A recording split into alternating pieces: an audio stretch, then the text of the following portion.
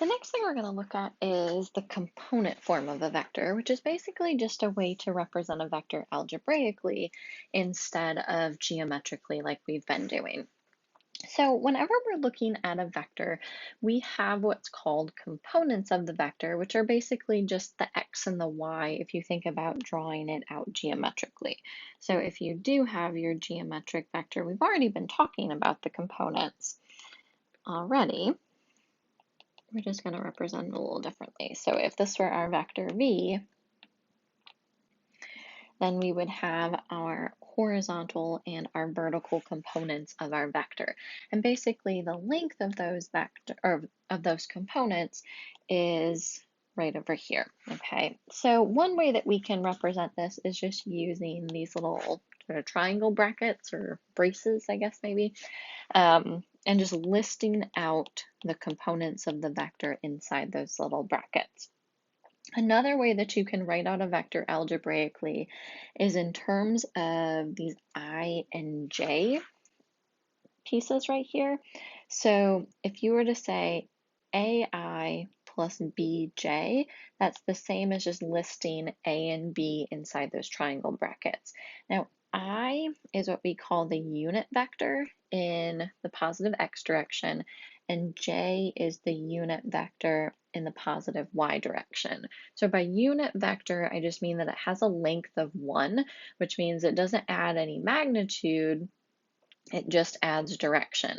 So this is basically saying we're going I units in the x direction and we're going B units in the y direction. So these mean exactly the same thing.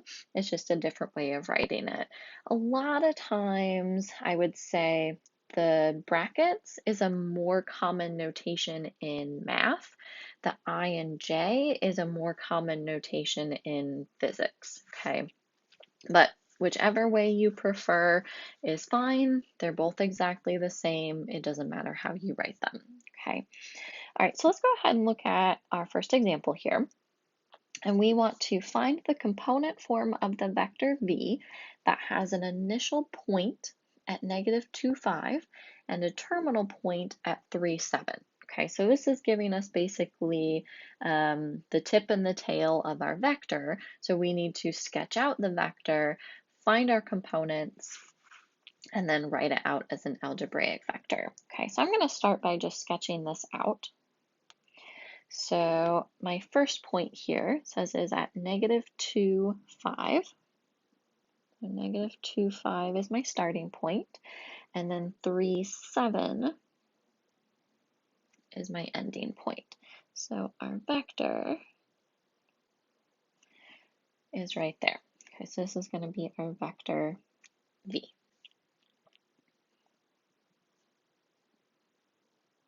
Oh, I just realized I plotted that in the wrong spot. Sorry, -2, 5. Plotted that wrong.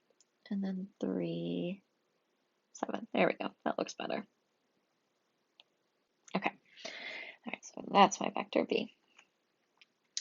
Okay, so in order to find this algebraically, we need to find our components. So basically just draw your right triangle, find your x and y.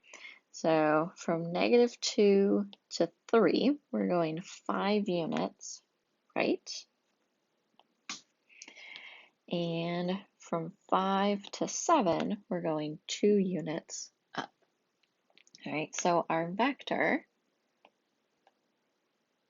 if we write this out algebraically, we can write it one of two ways. Either just using our triangle brackets, we just list out the horizontal and vertical components. We would just have 5, 2.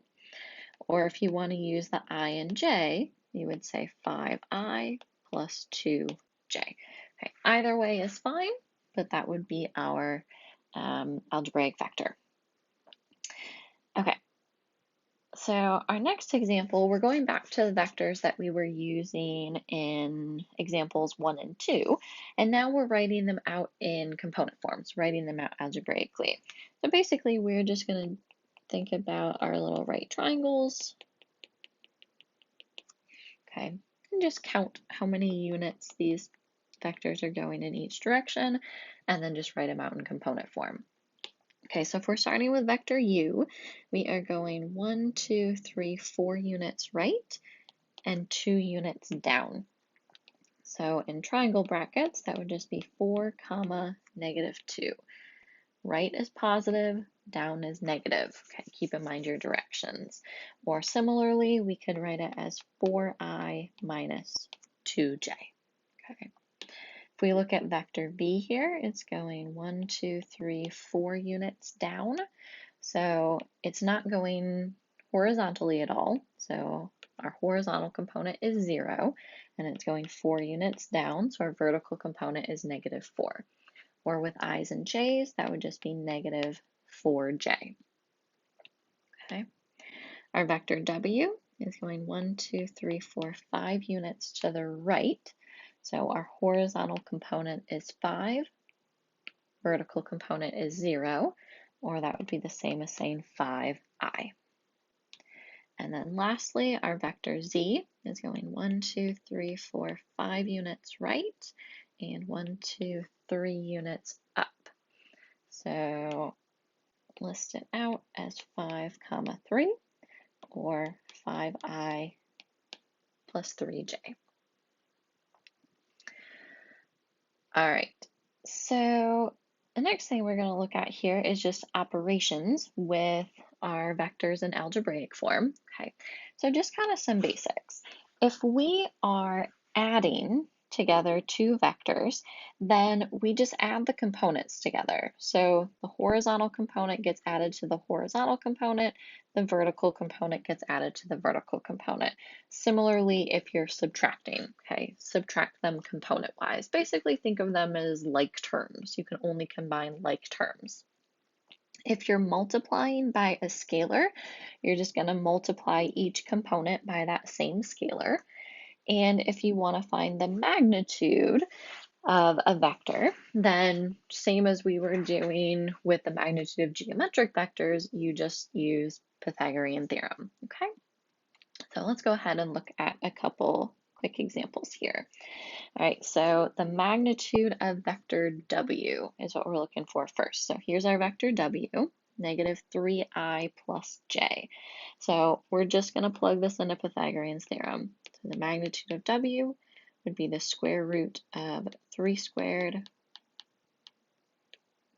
plus 1 squared, or the square root of 10. And that's all there is to it. Okay. All right, then if we want to find w minus v, okay, w minus v, we take our vector w, which is -3i plus j. We're subtracting the vector v, so subtracting the whole vector 2i minus 5j. Okay, I'm going to go ahead and distribute my negative. So we have -3i plus j minus 2i plus 5j, and then just combine your like terms. So -3i minus 2i would give us a -5i, and then j plus 5j would give us 6j. So -5i plus 6j. Okay, or if you prefer, you could write it using your brackets, -5, 6. Either way is fine. All right, if we are adding v plus w, so our vector v was 2i minus 5j. We're going to add on to it our vector -3i plus j, and then just combine like terms. So 2i plus a -3i is a -1i, and then -5j plus j is going to be a -4j. All right, the magnitude of the vector v plus w. So if you're finding the magnitude of some operation, so some combination of vectors, then make sure you find what's inside your parentheses first and then take the magnitude. So we just found the vector v plus w is negative I minus 4j. So we're going to find the magnitude of this vector right here. Okay, so let's just Pythagorean theorem again. Right, so square root of 1 squared plus 4 squared, or we would have the square root of 17. Okay, just as a note over here on this side, okay, this is different from, say, the magnitude of v plus the magnitude of w.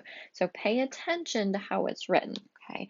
In this first example, the magnitude of the vector v plus w, you first find the v plus w vector and then take the magnitudes.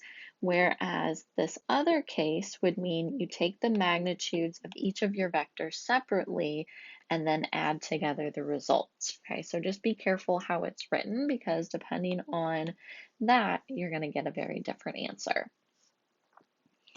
All right, and lastly, 3v plus 2w. Okay, so again, our vector v will have 3 times 2i minus 5j, and then plus 2 times the quantity negative 3i plus j. All right, we can go ahead and distribute in our scalars. So this would be 6i minus 15j minus 6i plus 2j. Okay. The positive 6i and the negative 6i cancel out, so we would just be left with a negative 13j. Okay. All right, so that is how we do operations with our vectors in algebraic form. Okay. All right, guys, I'm going to go ahead and end this video here. And we're going to look at one last video finding the unit vector in the direction of a given vector v.